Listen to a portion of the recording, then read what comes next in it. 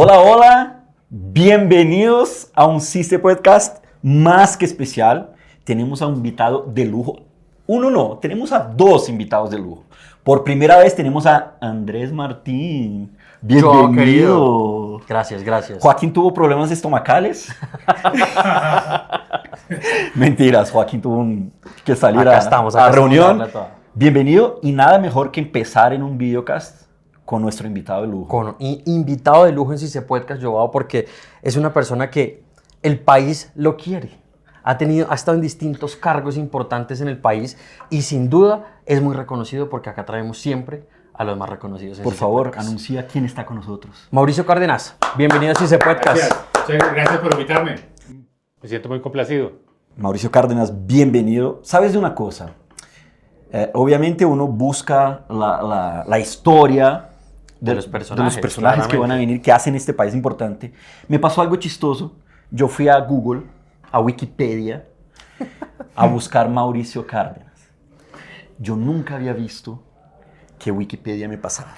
Tatarabuelo, abuelo, bisabuelo, trisabuelo, de personas tan importantes. Es que no he visto mi Wikipedia hace mucho tiempo, entonces no sé qué está ahí. No sé. ¿Tiene tu árbol? ¿Quién le mete la mano? Lo va a leer. A lo mejor hay muchas cosas que no son verdad. No sé.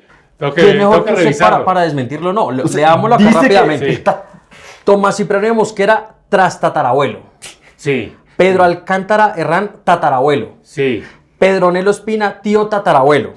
Sí. Tulio Espina, tío tatarabuelo. Mariano Espina, bisabuelo segundo. Y Mariano Espina Rodríguez, tatarabuelo. ¿Cómo le parece? Sí. Todo eso es verdad.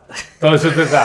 Pero eso pasó en el siglo XIX. Pero las personas más importantes del país.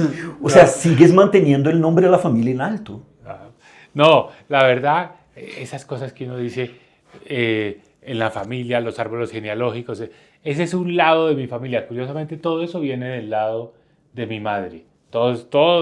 Además eran grandes enemigos políticos de la época, todos estos nombres que tú mencionas.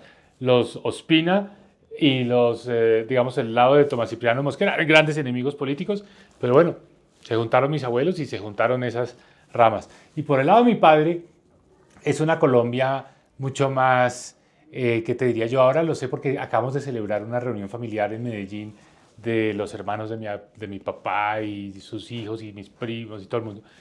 Y es una familia muy la historia colombiana. Un señor que nace en Chocontá, que decide irse a estudiar a Medellín, se enamora de Medellín, se casa en Medellín y de ahí surge toda otra familia distinta, pero muy, diría yo, como el colombiano que está buscando la oportunidad, moviéndose, luchando, en fin. Se juntan en mi familia muchas historias, mejor dicho. Tengo una pregunta. En algún momento de mi vida fui profesor de portugués y me tocó dictar clases a Lina Santos, hermana de Diego Santos, de la familia Santos. Sí. Ella era una peladita, tenía 20 años, estaba en la universidad y yo le pregunté, Lina, ¿tú qué quieres ser cuando seas grande? Me dijo, ministra. ¿A ti te pasó lo mismo por tener todo eso por detrás de la importancia de la política? ¿Tú desde chiquito dijiste, para allá voy? Mira, la idea de ministro no era como el objetivo, ¿no? Pero el estar en lo público sí. O sea, yo vivía en una casa, más que por todos esos antecedentes, para serte sincero, por la actividad de mi papá. Mi papá, un profesional que estudió en Medellín, se especializó y un día se le ofreció una oportunidad laboral en el gobierno en Bogotá y se vino a Bogotá y creó su familia en Bogotá y se conectó en Bogotá y se dedicó a la cosa pública. Estuvo muchos años en el mundo público y ahí yo adquirí un poco ese gusto y por eso desde que yo estaba en el colegio a mí me encantaba oír las conversaciones de los amigos de mis papás, que eran sobre el gobierno, si iba a hacer esto, si no sé qué, y los dilemas y los retos. Y yo creo que ese gusto de estar en lo público sí viene de lo que yo vi en la sala de mi casa. Y de todos esos en los que estuviste ya como ministro, ¿cuál es el más complejo de todos? Porque es que no cualquiera es ministro de una carteras, prácticamente. Exactamente, tú de una ya, pero fuiste prácticamente todo. Pero fue un proceso como también incremental. Sí, o sea, el más complejo de todos es ser ministro de Hacienda, sin duda. pero también yo llegué al Ministerio de Hacienda después de haber hecho muchas cosas, de haber estado en otros ministerios, de haber sido director de FEDesarrollo, de haber sido director del Departamento Nacional de Planeación. Y toda esa experiencia realmente me sirvió mucho, porque ya entendía un poco las dinámicas, que es estar en un ministerio de los que están, digamos, los que hacen el gasto público, que es estar en los temas económicos, entender las decisiones económicas. Entonces, francamente hablando, le doy gracias a la vida de haber podido llegar a ser ministro de Hacienda después de hacer ese recorrido. O sea, haber llegado con experiencia, porque pues creo que fue más fácil en medio de todo en un ministerio muy complejo. O sea, una Laura Sarabia para ministra en este momento.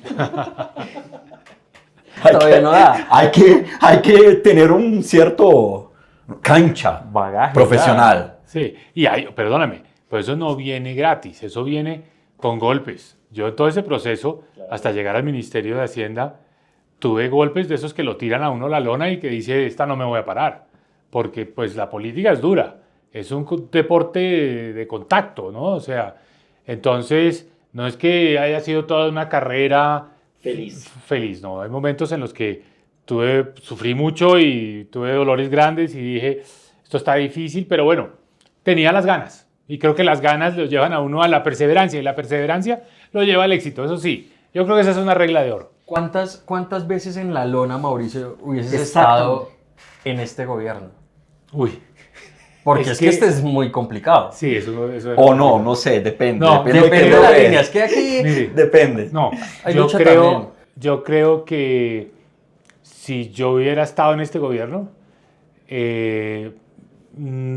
antes de terminar el primer asalto, antes del primer round, yo ya había estado me habían tirado fuera de las cuerdas. ¿Por qué? Porque cuando uno ya ha vivido en varios gobiernos, también se acostumbra a una forma.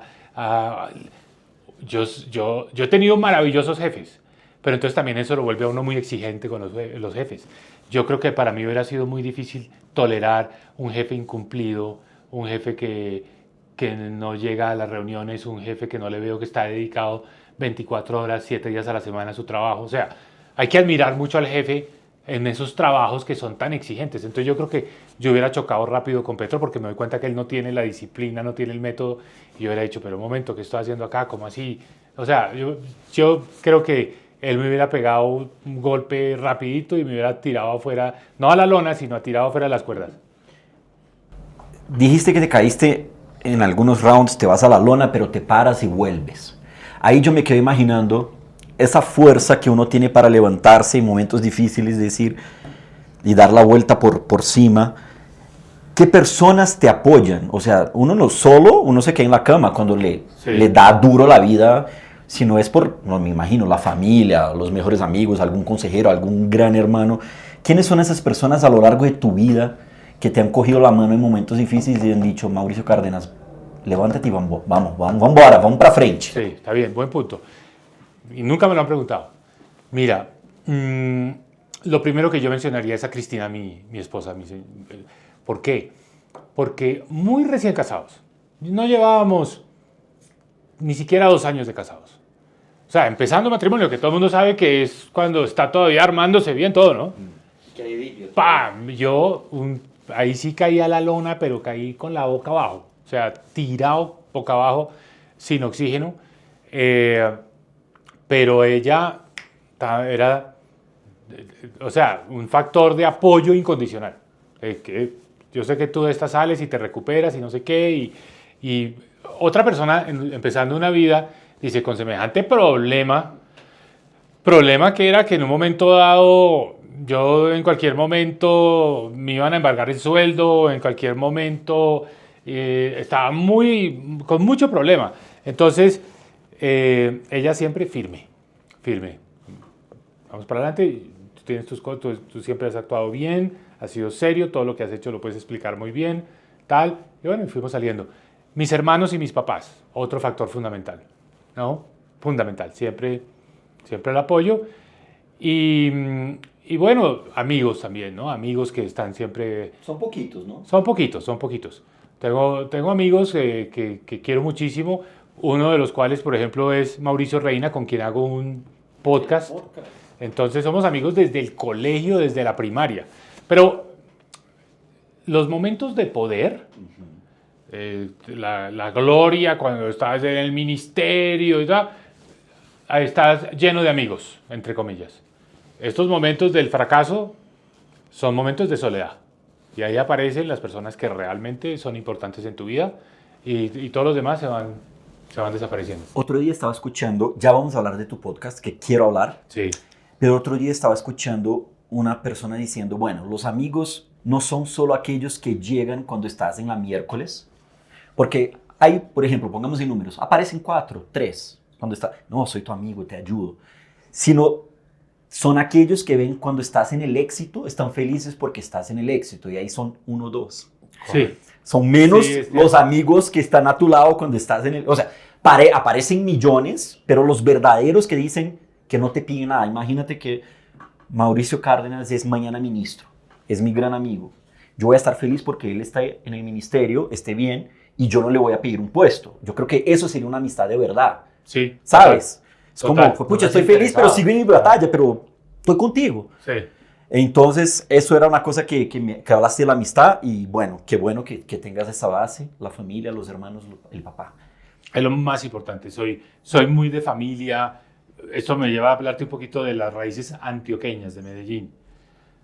Que somos una familia que pues crecimos, yo nací en Bogotá, y pues vivimos en Bogotá toda la vida, siempre muy asociados y muy pegados a nuestra familia extendida en Medellín. O sea, la cultura de mi familia es una cultura paisa. Okay. Entonces eso hace la familia fuerte. Mucho nexo, mucho tiempo juntos, muchos fines de semana, muchas vacaciones, mucha finca. Que eso es parte de la cultura, ¿no? De los fines de semana en una finca, en fin. Entonces yo me siento muy apegado también a esa cultura, a esa forma de ver las cosas. Solo antes de empezar tu preguntas del podcast, pero sí. ¿Te da duro que los Gilinskis estén entrando ahí en la cultura paisa? No. Han logrado. Lo lograron, sí, no. Es más, pues yo creo que ya ha pasado un poco como la tormenta y la turbulencia, ya se está decantando todo. No, pues yo creo que dentro de las reglas de juego del mundo empresarial hicieron una jugada que resultó muy hábil. O sea, una empresa que estaba barata, la vieron la oportunidad, consiguieron el financiamiento, consiguieron unos socios, consiguieron a los de los Emiratos y vinieron a tratar de comprarla. Y bueno, hicieron su tarea y la finalmente lograron, se quedaron con Nutresa. Pero también el juego quedó más en tablas, ¿no? Porque el grupo empresarial antioqueño pues se quedó con la joya de la corona, que es Bancolombia, Argos, Sura. Entonces, aunque ya hay un desenroque ahí también. Ya, ¿no? Sí, pero bueno, eso es parte como del arreglo hacia adelante, hacia que cada uno tiene que coger por su lado. Pero bueno, eso me lleva a lo siguiente. En la vida no hay ni perdedores totales ni ganadores totales. O sea, tú puedes sentir en un momento, gané, y el perdedor, pero después las cosas se van nivelando.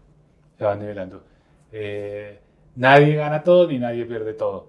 Y aquí lo que va hasta ahora de este episodio, creo que dice, bueno, los Gilinskis hicieron un buen negocio, aprovecharon una gran oportunidad, pero también el GEA pues logró defenderse y conservar activos muy importantes. Entonces, yo creo que esa es como la lección de la vida.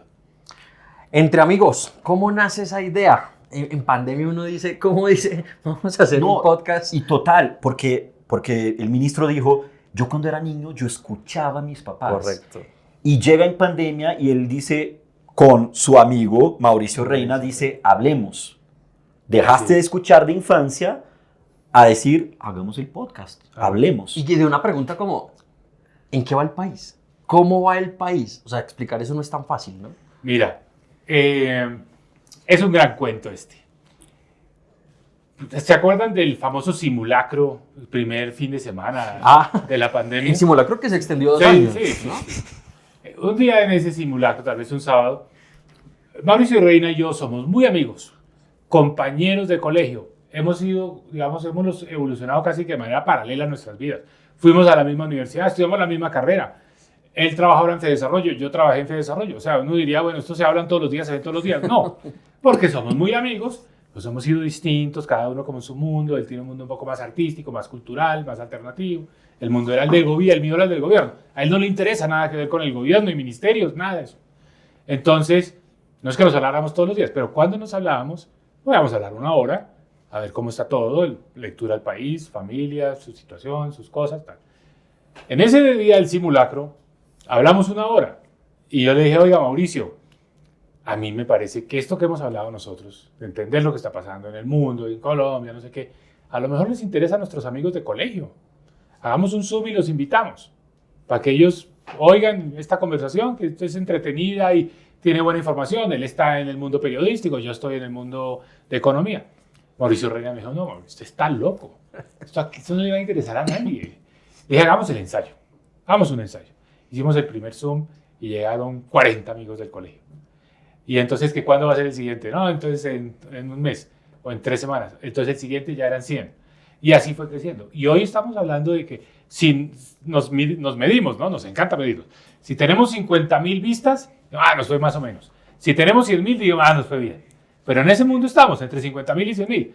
Producto de seguir haciendo exactamente lo mismo, porque es que Mauricio Reina llega, como va a llegar mañana a las 8:30 de la mañana a mi apartamento, prendemos nuestro computador, él lleva el suyo, yo llevo el mío, lo prendemos y 10 minutos antes de empezar nos decimos, bueno, ¿de qué vamos a hablar hoy? ¿Cuáles son los temas? Ponga la agenda, y empezamos a hablar como 2 amigos que se encuentran en la sala de la casa a conversar sobre la situación del país, sobre lo que está pasando, entonces eso ha ido generando un poco un atractivo porque no es espontáneo, no tiene agenda, no tiene publicidad, no es que estamos haciendo esto para vender tal cosa. Uh-huh. Entonces eso ha gustado.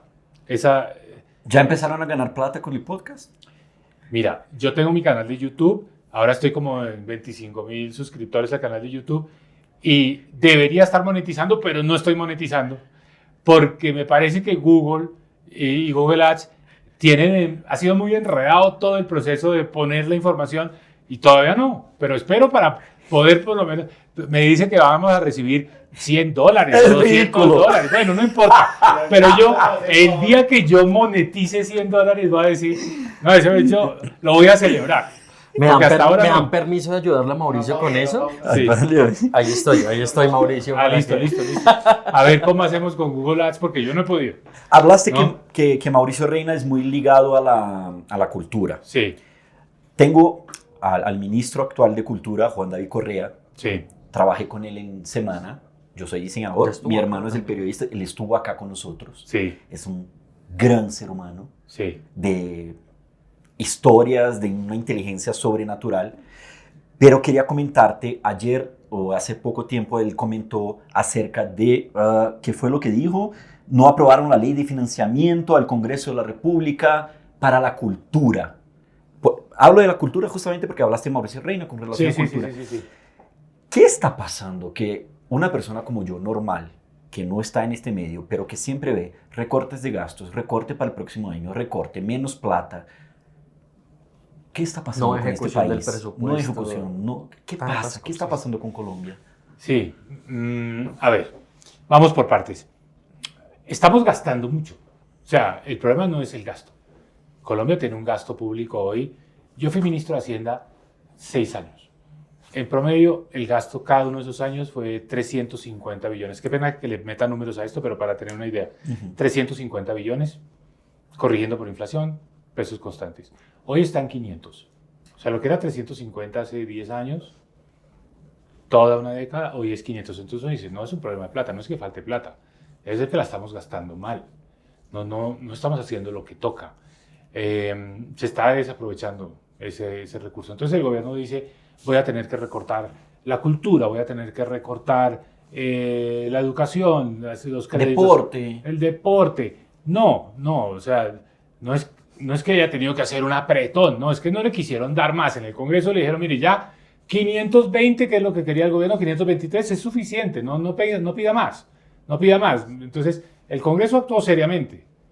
Que también el Congreso se dio cuenta que más gasto en este momento no era lo sano, porque ya estamos en un año electoral, y le dijeron al gobierno, defiéndase con la plata que tiene. Claro, el presidente le mandó a todos los ministros salir a decir que como el Congreso no había aprobado la ley de financiamiento, ellos iban a tener que recortar a ABC como para crear un poco la sensación de que el Congreso actuó mal. No, el que actuó mal fue el gobierno que quería más, cuando en realidad con lo que tenía era más que suficiente. Entonces, los ministros están haciendo esa tarea. El ministro de Minas, por ejemplo, dice que no va a haber subsidios a los servicios de energía eléctrica. El ministro de Educación dice que no va a haber recursos para los créditos educativos. Bueno, todos están diciendo, pero plata hay, plata hay. Entonces, ¿qué está pasando? Que no estamos siendo gobernados por un gerente.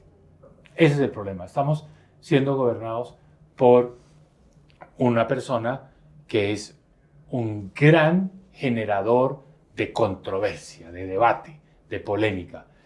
Parece más digamos, un predicador, parece más una persona que lo que quiere es generar emociones, que la persona que muchas veces su presidente debe ser, y es, oiga, sentémonos, hagamos las cuentas, cómo van los cronogramas, muéstrenme los resultados. No tenemos un gerente, eso es lo que está pasando, falta de gerencia. Porque, una cosa, ¿por qué siempre que vino Juan Daniel Oviedo también, economista, por qué siempre que nos sentamos con un economista, ¿no?, nos da una tranquilidad y decir, este sería un gran presidente? ¿No te parece? Es que correcto. los economistas tienen esa cosa de como poder gerenciar, ¿cómo se dice? Te lanzas como ¿Te lanzarías a la presidencia? Sí, directo. ¿Sí? ¿No? Mira, sí me gustaría.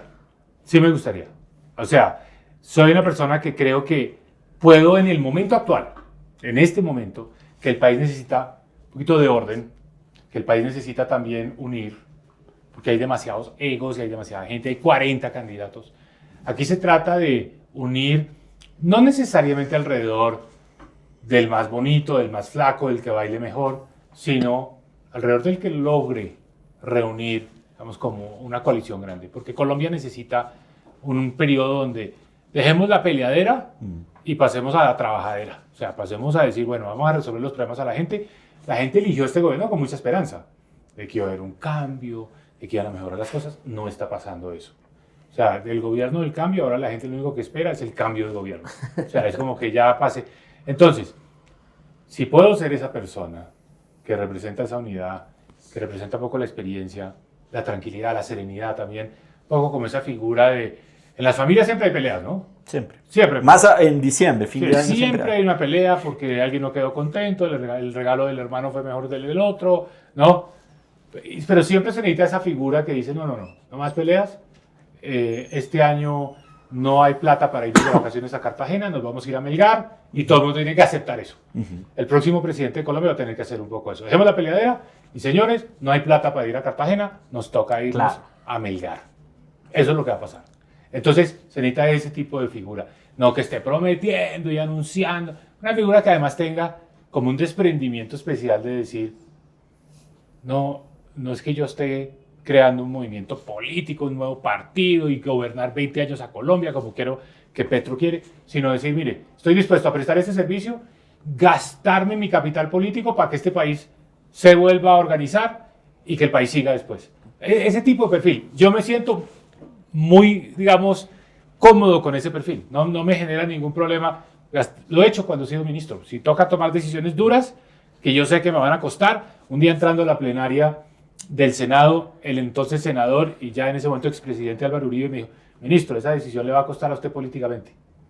Yo entré al Senado y dije, pues es una razón de más para tomarla, porque quiere decir que pues es lo correcto, pero a usted le va a costar.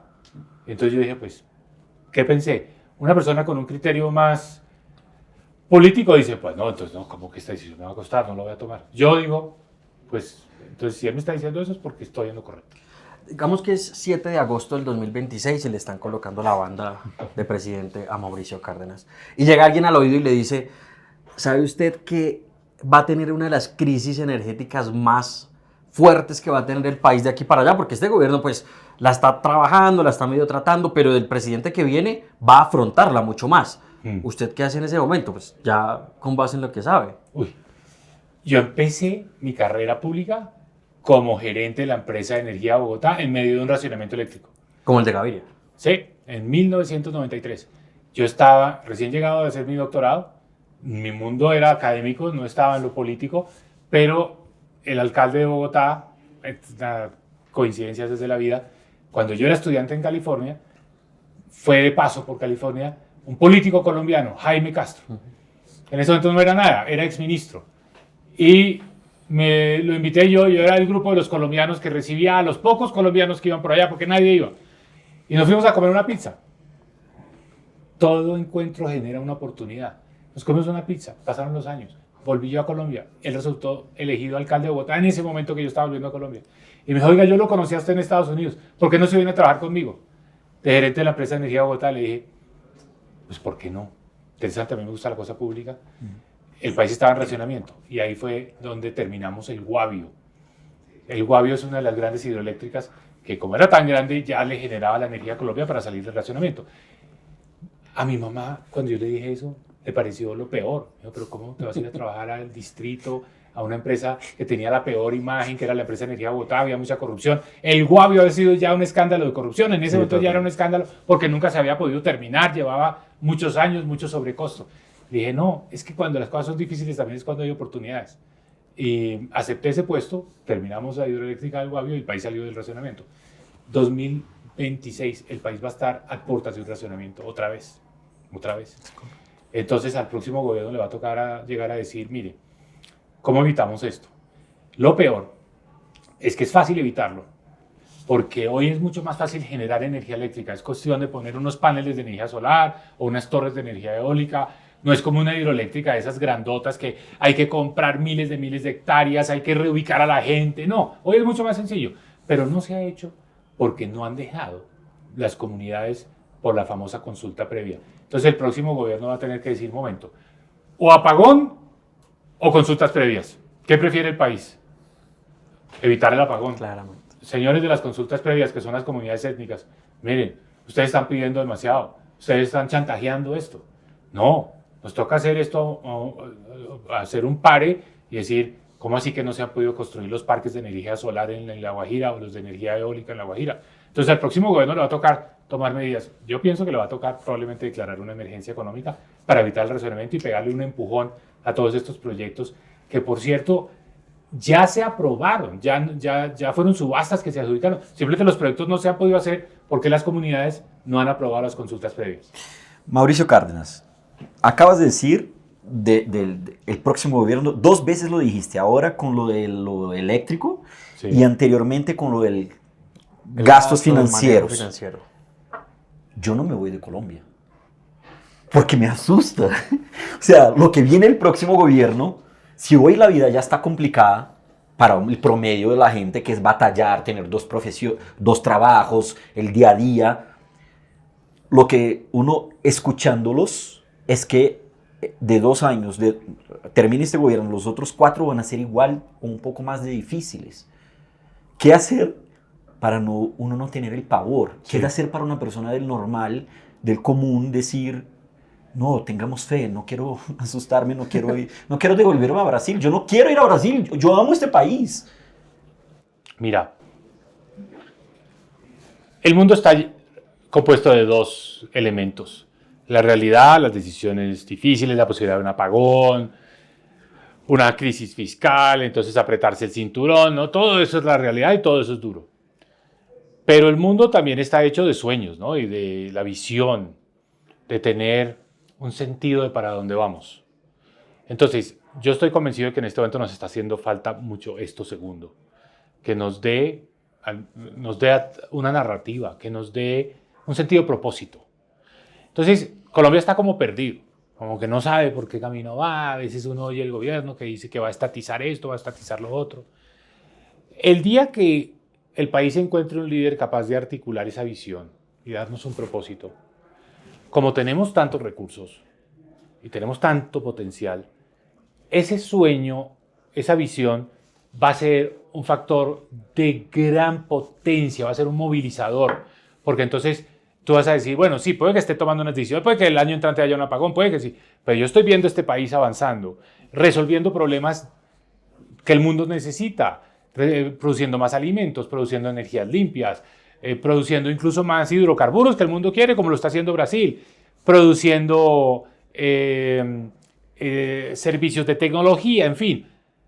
Nos falta ese factor que nos aglutine, que nos motive y que nos dé como un sentido de propósito a todos. Yo creo que esa parte es subjetiva, es emotiva, es intangible, pero si la logramos articular, el país le va a ir muy bien, a pesar de estos problemas, digamos, que son como de la realidad cotidiana, etcétera, que los vamos a ir resolviendo.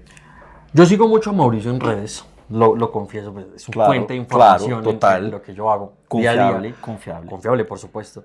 Y usted habla de una policrisis. ¿Es todo esto que ha mencionado o hay algo más para añadir en ese término bastante...? Sí, yo creo que el próximo gobierno, hemos dicho aquí que va a ser un gobierno muy duro, va a ser muy difícil, porque hay muchas crisis que están incubándose que van a explotar. Ya hablamos de la crisis del sector eléctrico, un posible apagón, pero esa no es la única. Puede que haya también una crisis muy severa de seguridad, porque la seguridad en Colombia se está deteriorando en parte como resultado de la política de paz total. ¿Qué pasa? Los grupos armados organizados van cubriendo más y más partes del territorio. Eso se traduce en más cultivos ilícitos, más dinero para la ilegalidad. Entonces tenemos un problema de deterioro de la seguridad que explota el próximo gobierno. Hay un problema en la salud. La gente ya le está costando trabajo que le den la cita. Y muchas veces el médico le está diciendo, bueno, yo le doy la cita, pero págueme.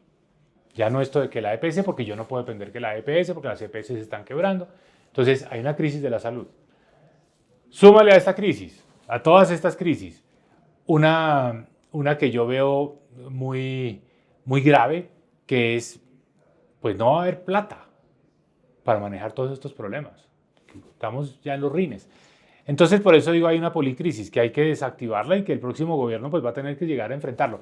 Eso es, como el apagón que vivió César Gaviria, como la crisis fiscal que heredó Andrés Pastrana después del gobierno de Samper, como el problema de seguridad que tuvo que enfrentar Álvaro Uribe. Todo eso al tiempo. O sea, yo por eso digo, el próximo presidente colombiano puede llegar a aprender en el puesto. No, eso no es para ¿Es un mensaje a Vicky? Mira, es para muchos, sí. No es para principiantes. Es más, yo entiendo perfectamente la tesis de una persona como Vicky que dice, yo soy un outsider, y como soy un outsider, lo voy a hacer todo bien, porque todo lo que se ha hecho hacia atrás está mal hecho. Es un poco el mismo mensaje de Petro. Petro llegó así. Todo lo de para atrás está mal. Pero demostró que era incompetente, que no sabía cómo gerenciar, que no sabía cómo manejar, que no sabía cómo operar el Estado. Piensen en Francia Márquez, otra outsider, que un día en una entrevista en Cambio leí lo siguiente, no podía creer que estaba leyendo eso. Dijo, no, es que manejar el gobierno es muy difícil porque es una estructura muy pesada y no he podido ejecutar nada. No, entonces yo digo, no, un momento, uno no puede ser vicepresidente y quejarse de que no logra mover el Estado. A uno lo eligen vicepresidente o presidente para mover la maquinaria del Estado, para mover ese andamiaje que es tan difícil, que es tan pesado, que no lo eligen para quejarse de que no lo puede mover. Entonces yo digo, el próximo presidente o presidenta debe ser una persona que conozca y que sepa, porque las crisis que va a tener que son, y no se resuelve diciendo, no, es que yo soy un outsider y voy a traer unos ministros buenísimos, que sí sepan. No, porque es que cada vez más se necesita el presidente que conozca los temas y que sepa dirigir, establecer prioridades, pedir cuentas, ¿no? Hacer el control. Entonces yo digo, no es para principiantes, hay muchas carreras y no estoy pensando solo en ella, hay muchas carreras que quieren como que su primer paso sea ser presidente. No, ese debe ser el último paso en una carrera, ¿no? Primero hay muchas cosas por hacer, hay muchos cargos que se podrían tener, hay muchas formas de contribuir a Colombia. Entonces yo he dicho mucho, se necesitan muchas ganas para ser presidente de Colombia, pero también se necesitan algo de canas. Entonces, ganas y canas. ¿Milei? Milei es un caso interesante. Esta mañana tuve un podcast con su mano derecha, Federico Sturzenegger, que es la persona que está haciendo todo lo de desregulación. Sí. Milei, yo no soy libertario. Yo creo que el Estado se necesita. Yo he dedicado mi vida al Estado, entonces yo no voy a salir a denigrar del Estado. Yo creo que el Estado es fundamental. El Estado, sobre todo en un país con tantas desigualdades como el nuestro, se necesita para ayudar a cerrar brechas. Pero lo que estoy convencido es que vamos a tener que ser más parecidos a Milei que a Petro. O sea, porque necesitamos más bien adelgazar el Estado, recortar, hay demasiado gasto innecesario, superfluo. Entonces necesitamos recortar. Entonces, en eso estoy mirando a Milei. ¿Cómo se recorta? ¿Cómo se reduce esa grasa? ¿Cómo se vuelve más eficiente? ¿Cómo se quitan regulaciones que no ayudan? Entonces, a mí me gusta lo de Milei, no para llegar al extremo de que todo lo del Estado es malo, que es la visión de un libertario. No, yo digo, me parece que el Estado se necesita. Entonces me gusta eso de Milei, lo estoy observando mucho, Sí. estoy tratando de aprender. Y por cierto, si quieren que les complete la respuesta, también hay que observar a Petro y decir, Petro no todo es malo, Petro debe tener algo bueno. ¿Qué tiene Petro bien? Me parece que hizo algo que para Colombia seguramente no va a haber vuelta atrás, y es darle reconocimiento a sectores del país que estaban muy aislados, estaban muy excluidos, que no se sentían escuchados. Como decir, bueno, los tenemos en cuenta, ustedes son parte importante de esto, ¿no? Ese reconocimiento creo que es lo que le ha dado fuerza a él. Pésimos resultados, pero en su estrategia política, digamos, como esa conexión con sectores marginados ha sido muy importante. Porque una cosa que he visto de Milei, volviendo, es que él ha bajado la tasa de inflación a un dígito, ¿no? En cuestión de 7 meses, pero la pobreza llegaba a 51%. Es muy duro cuando tienes un país en crisis, coger a Redia como voy a lo que creo y bueno, ojalá Argentina... Mira, es que hizo una cosa brutal, pero creo que lo hizo con convicción y firmeza y que hay que admirarlo.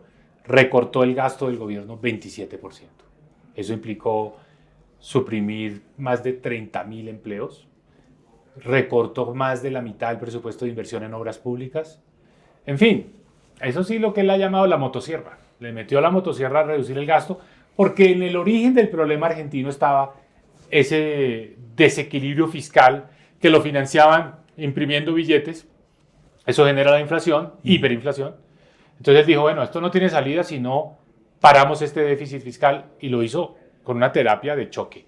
Y logró controlar la inflación. Y creo que tienen razón en decir, ya pasó lo peor, ahora viene un proceso de recuperación, el año entrante van a crecer, digamos que ha vuelto la inversión, y las cosas van a mejorar. Pero fue un año duro y el reflejo de todo eso es el aumento de la pobreza. Digo porque tengo amigos, voy a poner ahora el tema de deportes, porque también a nuestro público le gusta política y deportes. Sí. Ahora hubo la final de la Libertadores, que fue Botafogo y Atlético Mineiro. Ya sabemos que Mauricio Cárdenas es fan de básquet, pero con el tema de Argentina, mis amigos brasileños fueron a ver el partido en Buenos Aires. Y sus videos en Instagram eran... Decíamos que los argentinos eran los pobres, pero Sí. estoy comiendo un croissant, un tinto y un huevo por 114.000 pesos colombianos, 114 reales, un desayunito. O sea, los pobres estamos sintiendo los brasileros. O sea, ha cambiado. Yo me quedo imaginando hoy, yo comiendo un croissant, un jugo de naranja y un tinto a 114.000 pesos, que es lo que está pasando un poco. Digo, por lo que he visto de mis amigos Sí. en esas finales. Sí. Pues pucha, es duro. Duro. Cualquiera que sea, de derecha o de izquierda, el mundo es duro. Duro. Pero bueno, por lo menos se frenó esa inflación. O sea, pues no es que Colombia se nos olvida. Colombia vamos a tener el año entrante al final una inflación de 3%. Esa es una de las grandes cosas que hemos logrado en Colombia. Tener un banco central independiente, controlar la inflación. En fin, yo creo que de eso nos debemos sentir muy orgullosos.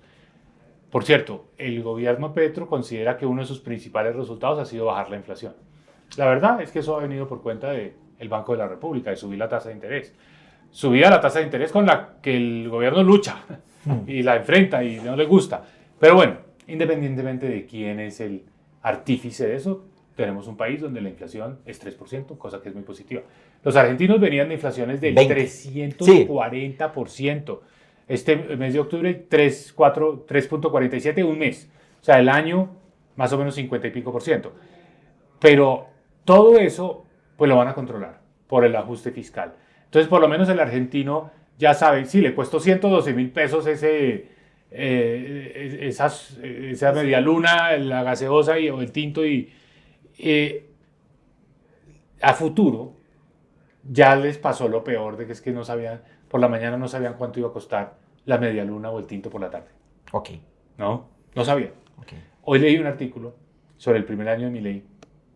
Hay una encuesta que además es positiva para Milei porque muestra que la gente está creyendo en que sí, que las cosas van a mejorar. Cosa que creo que es fundamental, las expectativas. Pero habla un tendero de una tienda de barrio cualquiera, y dice, mire, yo por lo menos ya puedo tener un negocio. Es que yo antes no sabía, vendía el producto por la mañana a un precio y al mediodía tenía que revisar el precio, y por la tarde, antes de cerrar el negocio, a otro precio. Entonces vivía perdiendo plata, porque claro, si se te queda el precio atrás, al otro día ya no puedes reponer el inventario con lo que lo vendiste el día anterior. Sí. Eso pasaba, solo antes de entrar a deportes, pasaba mucho en Brasil antes de Fernando Henrique Cardoso, también un economista, un doctor, que hizo el Plan Real. que fue la moneda de Brasil, ¿Cómo no? que ahí estabilizó todo y hoy, bueno, 30 años después el dólar está para 6, pero antes era lo mismo que pasaba en Argentina. Hoy tú compras un agua 10, por la noche a 25 y mañana a 400.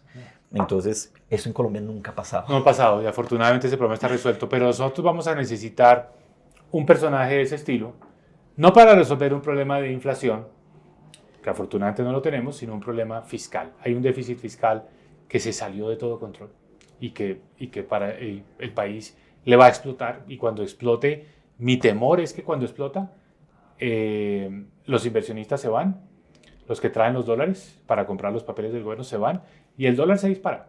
Entonces no sabemos si es 4.500, 5.000 o más. Entonces tenemos que desactivar ese problema fiscal, es súper serio. No es común, no es de la historia de Colombia. Colombia siempre ha sido un país muy serio en el manejo de las finanzas públicas. Esto que nos está pasando ahora, la mayoría de la gente todavía no es suficientemente consciente de esto. Tenemos una situación fiscal muy, muy, muy mala. Muy mala. Nosotros somos muy futboleros. Sí. Y ahorita estábamos hablando con Mauricio antes de entrar a grabación y escuché una frase particular, pero yo decía, es como, tú eres de Flu, pero en el camino te vas pasando hacia Fla. No, jamás. ¿Cierto? Yo soy No de lo es. Millonarios, me voy pasando hacia Santa Fe. No, jamás. Jamás. Pero uno cómo pasa de Boston Celtics a Miami Heat. O sea, quiero escuchar eso. O sea, uno cómo logra eso. Bueno, yo soy de esa generación que crecí, bueno, primero crecí jugando básquet. ¿Cuánto Yo mides? mido 1,94. Maravilloso. ¿No? Gran problema para la política, por cierto. ¿No? Porque todo el mundo dice, este tan alto. No, lo ven a uno de entrada y ya lo ven lejos. Lo ven lejano. Te toca en el fondo de la foto. No soy lejano, no soy lejano.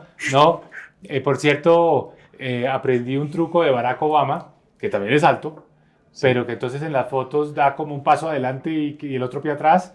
Entonces eso le baja como 6 centímetros. Entonces, bueno, sí, la altura en política es más... ¿Y tienes tips para verse más alto de pronto? ¿O ese no? No. No, me pasa mucho.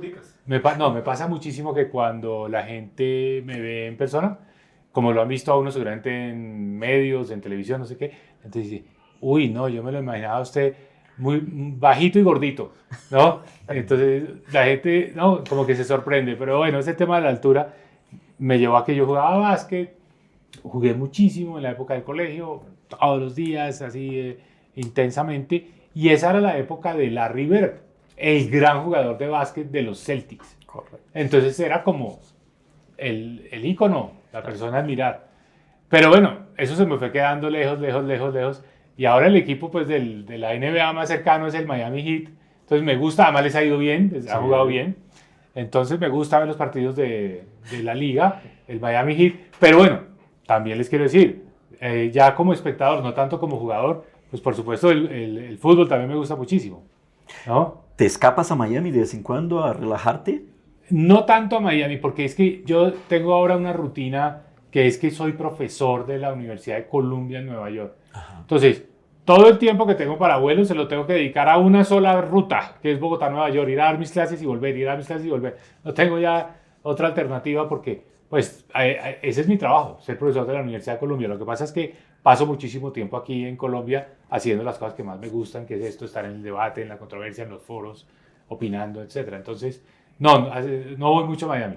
Pero todos los días en Estados Unidos hay un evento deportivo, ¿no? O sea, eso es un show que todos los días hay algo. O béisbol, hay todo, hay arte, hay... fútbol y Nueva York, está hablando de Nueva York, por papá, favor. La ciudad número 1. Por favor. Sí. Pero qué delicia estar en Bogotá, que es tu ciudad y donde Sí. mueves un montón, y también estar en Nueva York. Sí, es muy agradable. Y sobre todo en ese ambiente, porque esa universidad es interesantísima, tengo unos estudiantes muy buenos, es súper estimulante. Es más, yo tengo que serte sincero, cuando yo voy a mis clases a la Universidad de Columbia, no es que esté en Nueva York, estoy en la universidad, que es una partecita, ¿no? Está en Manhattan, pero rara vez voy a otras cosas en Manhattan. Sí. Me quedo mucho allá, porque además tengo pues todas las actividades ahí, y como no estoy tantos días, sino digamos 2, 3 días en la semana, entonces se lo digo todo a los estudiantes y hacer reuniones, y me gusta mucho interactuar con los colombianos que están en la universidad. Sí. Entonces un día invito a los que están haciendo posgrados en Derecho, otro día a los que están haciendo posgrados en Administración Pública. Sí. es súper energizante hablar con los estudiantes colombianos que están haciendo posgrado. ¿Sabes una camiseta que yo haría para que un día la llevaras? Sí. Yo pondría It's Colombia en Colombia. ¿Se acuerdan que la gente en Estados Unidos? Sí. Colombia. No, es Colombia, que los colombianos siempre dicen, es Colombia que se pronuncia. Sí. O sea, veo un día con esa camiseta como... Ya la hay. Es Colombia y Colombia. O sea, pon las dos. Sí, las dos. Que te dan todo. Es lo más confuso del mundo. ¿Usted de dónde es? ¿De Colombia? ¿De Colombia con U o con O? No, de las dos. ¿Cómo así? ¿Cómo así? ¿Cómo es tu vida allá en esta universidad? Mira, mi vida es la vida de un profesor, que además tiene una responsabilidad de ser como el mentor, coordinador, tutor de un grupo de estudiantes que están haciendo una maestría, más o menos 30.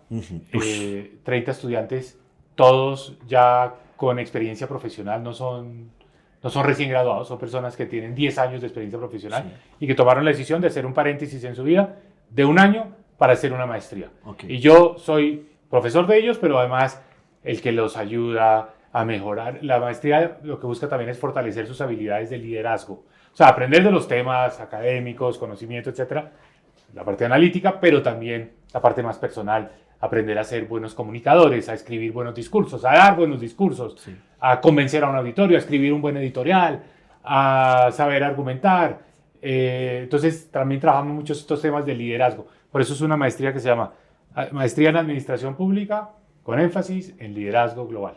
Futuros líderes. Entonces, yo me dedico a ese tema que implica clases, traer invitados que interactúen, antiguos jefes de Estado, ministros, empresarios importantes que interactúan con el grupo, los conocen, aprenden de liderazgo, y aprovecho también para hacer unas reuniones con ellos de hablar de cualquier tema. El tema, acaba de terminar la COP en Cali, bueno, conclusiones de la COP, y pongo a los estudiantes a tomar, digamos, posiciones, a que digan qué pasó, cuáles son los resultados, qué implicaciones va a tener, etcétera. Mucho tiempo, mucha interacción con ellos. ¿Algún estudiante que hayas dicho, quiero llevar a este hombre o esta mujer, este estudiante conmigo? O sea, que es un genio que tú digas, me encantó dictar clase a este man o a esta mujer. Sí, no, en general son muy buenos. Pero entonces, como somos colombianos y el futuro yo lo veo en Colombia, pues obviamente le he hecho mucho el ojo a los colombianos que están en la maestría, que he tenido siempre la fortuna de contar con un número, digamos que plural, de estudiantes colombianos. Y hay muy buenos, pero si me pones a escoger, bueno, a todos los aprecio mucho y cada uno son diferentes campos, diferentes fortalezas, unos más políticos, otros más técnicos, pero yo espero que con ese grupito tenga el semillero para trabajar más adelante.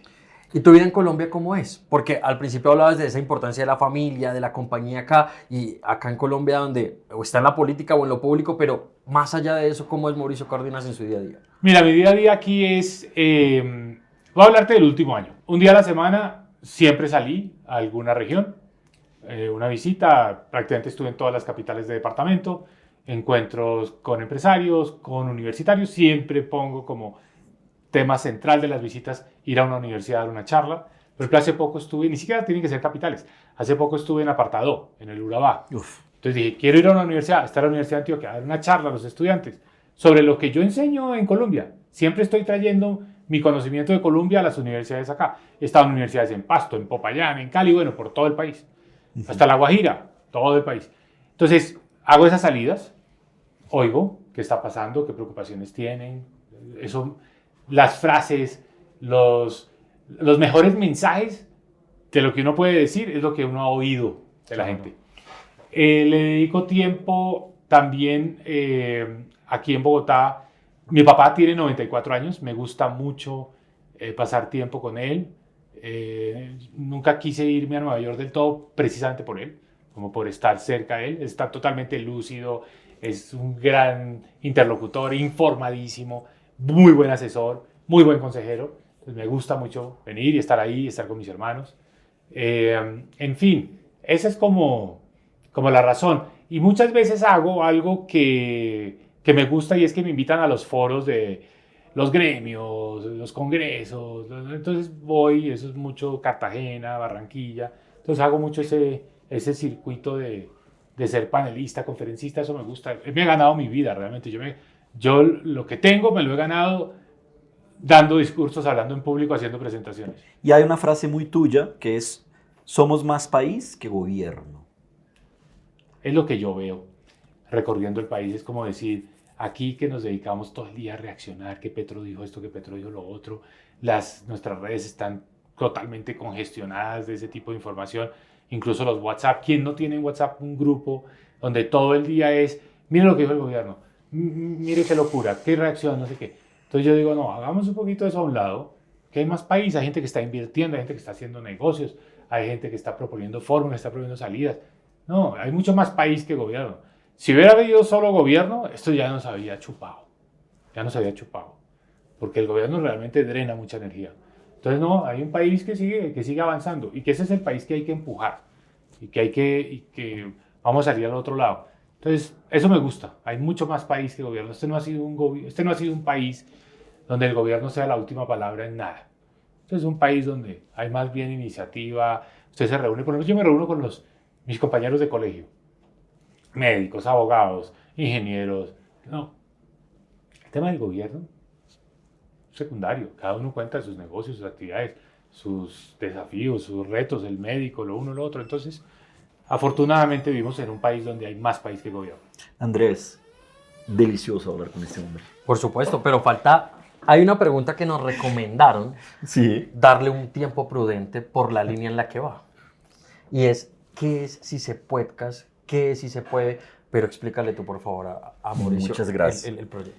Mauricio, el Si Se Podcast nace de una crisis de cambio de década que tuve de los 39 a los 40. Sí. No sé si en algún momento has tenido crisis de décadas, de cambio de décadas, pero en que me fue bien en el año y llegó al final del año y no cambié. Digo, fue bien financieramente, tuve plata, pero llegó al final del año y dije, sigo comiendo en el mismo restaurante, sigo saliendo con mis chanclas hawaianas, sigo siendo el mismo Joao, no me cambió nada. ¿Qué me cambiaría la vida? Pues me senté con Joaquín Brasil y hicimos el Si Se Podcast, que era la idea nuestra de decir, marica, estamos contaminados por esto, por Twitter, X, por haters, hagamos algo positivo. Joaquín dijo, invitemos a gente que haga este país o en Latinoamérica cosas buenas, que ha propuesto, que ha hecho, y tú eres una de esas personalidades, te agradezco mucho por haber venido. Pero nace Si Se Podcast, ¿qué es eso? Es como decir a la nueva generación que acompaña YouTube, que acompaña los stories de TikTok, porque hoy la información llega por ahí, 1 minuto y medio. Entonces es muy probable que los chicos te lleguen en un mes y digan, Mauricio Cárdenas, vi 1 minuto y medio tuyo en TikTok hablando de esto, y creen que ya te conocen. Pero el mensaje es positivo. Colombia ha dado todo para Joaquín y para mí, para Andrés, para todo nuestro equipo. Es un país que es muy bacano y vemos que tú crees en este país más que mucha gente. ¿Qué es lo que sí se puede para Mauricio Cárdenas el 2025, el 2026 y forever? Bueno, te quiero hacer una reflexión porque tocaste el tema y inmediatamente me conecté contigo.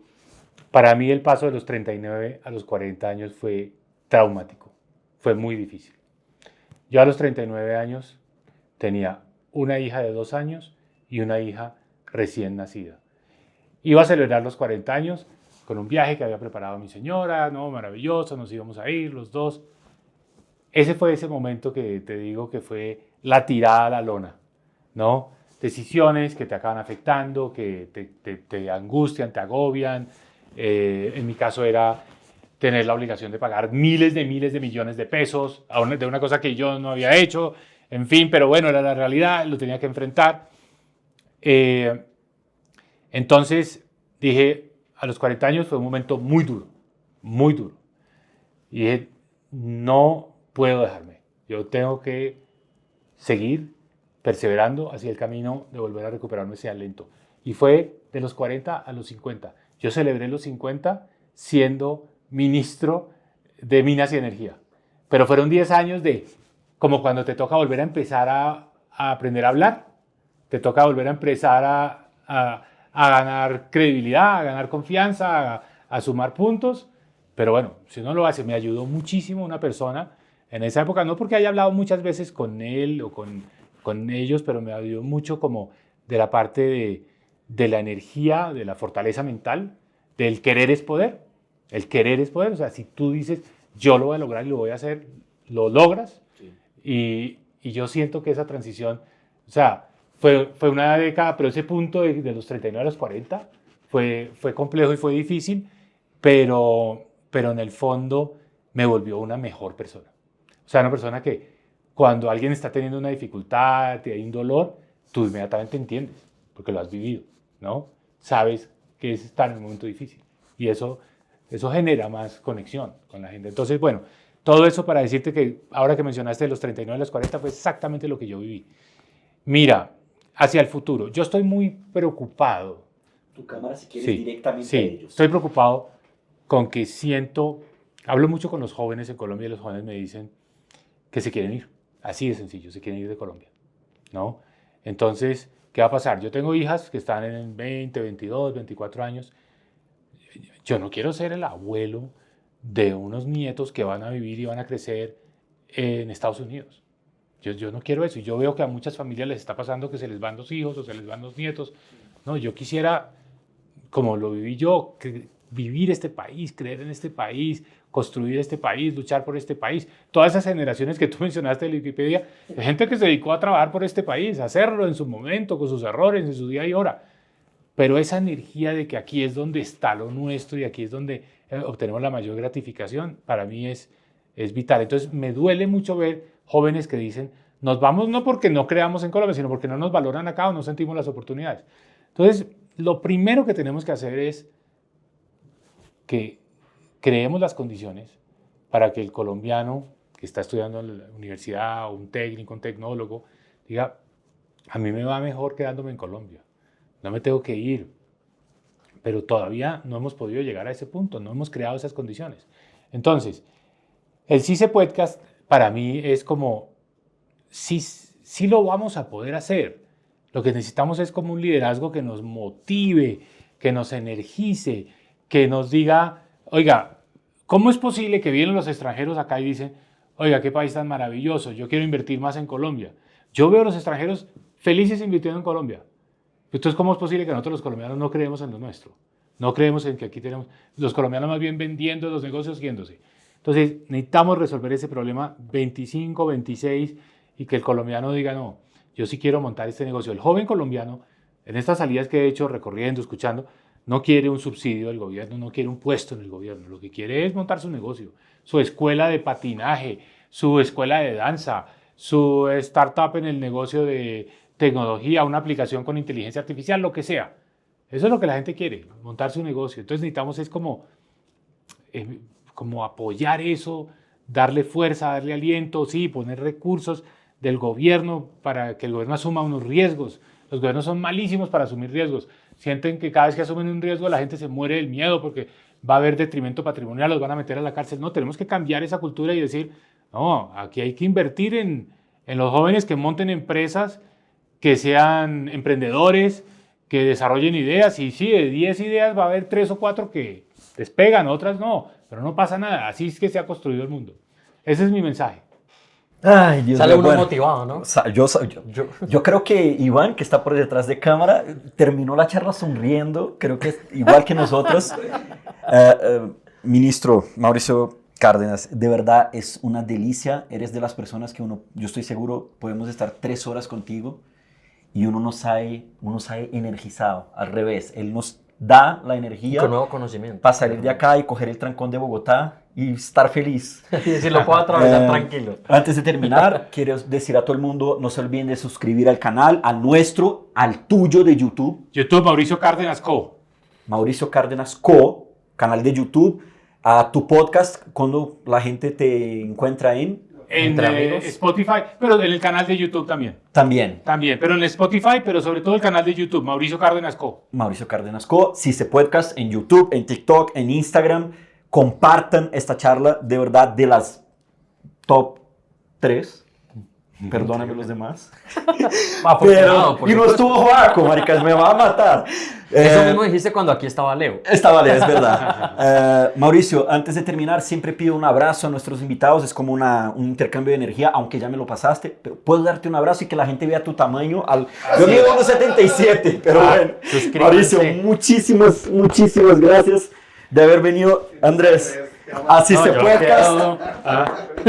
Ahí está, Mauricio Cárdenas en Si se podcast. Muchísimas gracias.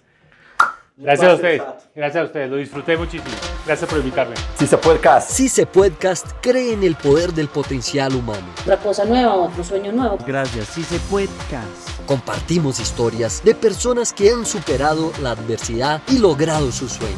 Una parte importante del arte, crear mundos. Nuestra misión es inspirarte a creer en ti mismo y nunca renunciar a tus objetivos. Únase a nosotros en este viaje. Creemos una comunidad de soñadores y hacedores. Si se podcast, porque todo es posible.